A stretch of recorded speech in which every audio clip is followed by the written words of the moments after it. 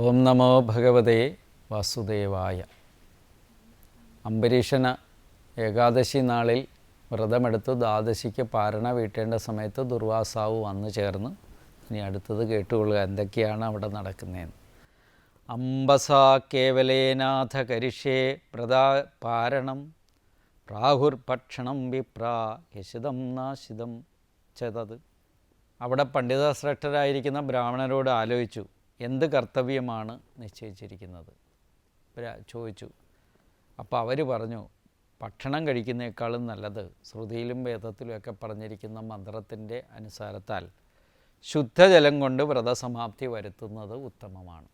ശുദ്ധജലം സേവിച്ച് വ്രതം അവസാനിപ്പിക്കാം എന്ന് പറഞ്ഞു. ജലപാനം ചെയ്യുക എന്നത് ഭക്ഷണം കഴിച്ചതായിട്ടും കഴിക്കാത്തതായിട്ടും വേദജ്ഞർ പറയുന്നുണ്ട്. വേദത്തിലൊക്കെ പറയുന്ന ഒരു മന്ത്രവും ഏറ്റവും പ്രസക്തമാണ്. എന്തുവാ? അപോഷ്ണാതി തന്നൈവാശിതം നൈവാ അനശിതം എന്നാണ് വേദം പറയുന്നത്. അതായത് ഇവിടെ പറയുന്നത് എന്താ? തന്ന ഏവ അശിതം. അപഹ അശ്നാതി, ജലം പാനം ചെയ്യുന്നു എന്ന് പറയുന്നത് യാതൊന്നാണോ തന്ന ഏവാശിതം, അത് ഭക്ഷിക്കപ്പെട്ടതിന് തുല്യമല്ല എന്നുള്ള അർത്ഥമാണ് വേദത്തിൽ പറഞ്ഞിരിക്കുന്നത്. അപ്പോൾ ഇവിടെ വേദമന്ത്രത്തിനനുസരിച്ച് രാജാവിനെ അവരുപദേശിച്ചു. എന്താ ഉപദേശിച്ചത്? അങ്ങയ്ക്ക് ജലപാനം ചെയ്യാം, അത് ആ യാമത്തിൽ തന്നെ ചെയ്യാം, അത് കഴിഞ്ഞു കഴിഞ്ഞാൽ നിങ്ങൾക്ക് പറ്റില്ല.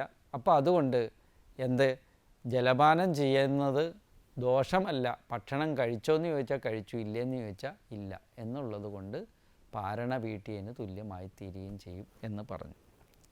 ഇത്യപപ്രാശ്യ രാജർഷിൻ ചിന്തയൻ മനസാച്യുതം പ്രത്യാചഷ്ട ഗുരുശ്രേഷ്ഠ ദ്വിജാഗമനമേവസാം. കുരുകുലോത്തമ, കുരുകുലശ്രേഷ്ഠനായ രാജാവേ, ഋഷിതുല്യനായിരിക്കുന്ന, അതെങ്ങനെയാണ്? വെറുതെ ഉള്ളതല്ല. സരാജർഷി, ഋഷിതുല്യനായിരിക്കുന്ന രാജാവ്, ശ്രേഷ്ഠനായിരിക്കുന്ന രാജാവ് അംബരീഷന് ഇപ്രകാരം നിശ്ചയിച്ചുവെങ്കിലും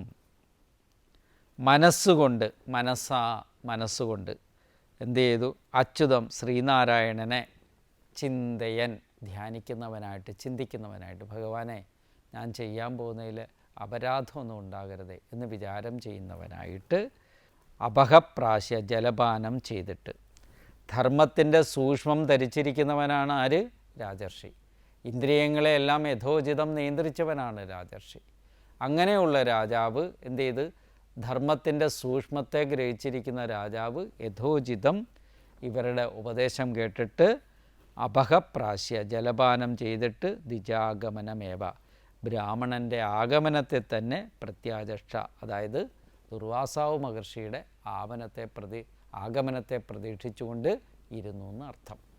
ഇനിയോ ദുർവാസായമുനാകുലാത് കൃതാവശ്യ ആഗതഃ രാജ്ഞ അഭിനന്ദിത തസ്യ ബുബുധേ ചേഷ്ടിതം ദിയാം. ഇവിടെ പറയാണ്, സ്നാനം, മധ്യാഹ്നികം മുതലായ നിത്യകർമ്മങ്ങൾ നമുക്ക് വിധിച്ചിട്ടുണ്ട്. പല സ്നാനങ്ങളുണ്ട്. അതിലേറ്റവും പ്രധാനപ്പെട്ട സ്നാനങ്ങളാണ് സന്ധ്യാസ്നാനങ്ങൾ. നമ്മൾ സന്ധ്യ എന്ന് പറയുമ്പം രാത്രിയുടെ അവസാനത്തെയും പകലിൻ്റെ ആരംഭത്തെയും സന്ധ്യ എന്ന് പറയും. പകലിൻ്റെ അവസാനത്തെയും രാത്രിയുടെ ആരംഭത്തെയും സന്ധ്യ എന്ന് പറയും. പക്ഷേ യഥാർത്ഥത്തിൽ ഇത് രാവിലെയും വൈകുന്നേരം മാത്രമല്ല സന്ധ്യകൾ.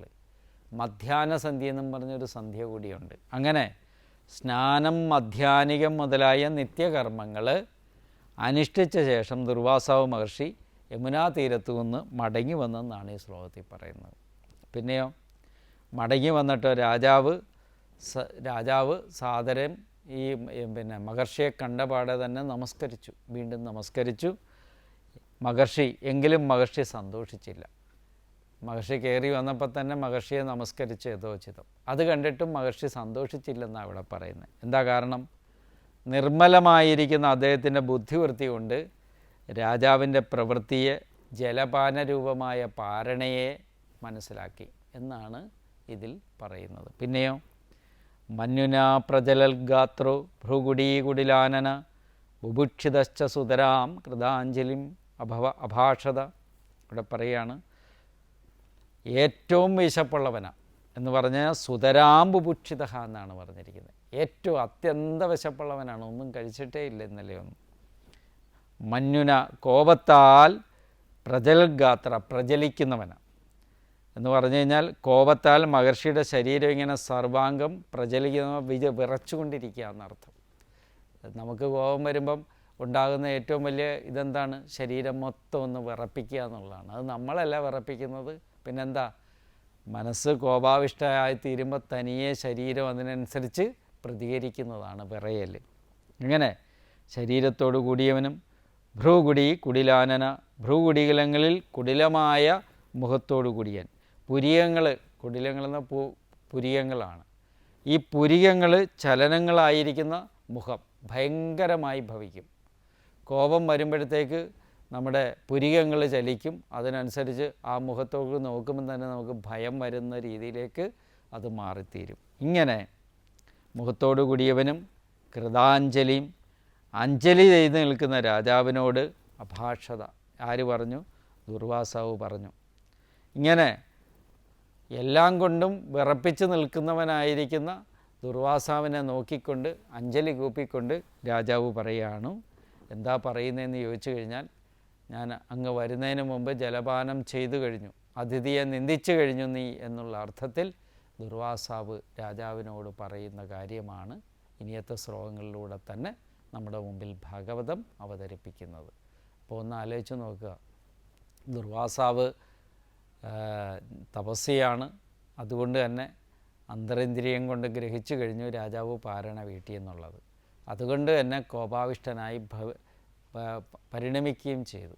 അതാണ് ഇവിടെ എടുത്ത് കാണിച്ചിരിക്കുന്നത്, അതാണ് ഇവിടെ പറഞ്ഞിരിക്കുന്നത്. അപ്പോൾ കോപം ആർക്കും എപ്പോൾ വേണേലും വരാം. ശ്രേഷ്ഠതയെ മനസ്സിലാക്കി അതിനെ നിയന്ത്രിക്കേണ്ടത് അവശ്യം വേണ്ടുന്ന ഒന്നാണെന്ന് ഇവിടെ പറയുക. തപസ് ചെയ്താലും ചെയ്തില്ലെങ്കിലും കോപം വരാം. പക്ഷേ ആ വ്യവഹാരത്തിൽ കോപം വരാണ്ടിരിക്കാൻ തപസ്സികളും തപസ് ചെയ്യാത്തവരും സശ്രദ്ധയോടുകൂടി ജീവിതം നയിക്കണമെന്നുള്ള കാര്യമാണ് നമ്മളിവിടെ ബോധിപ്പിക്കുന്നത്. നമസ്കാരം.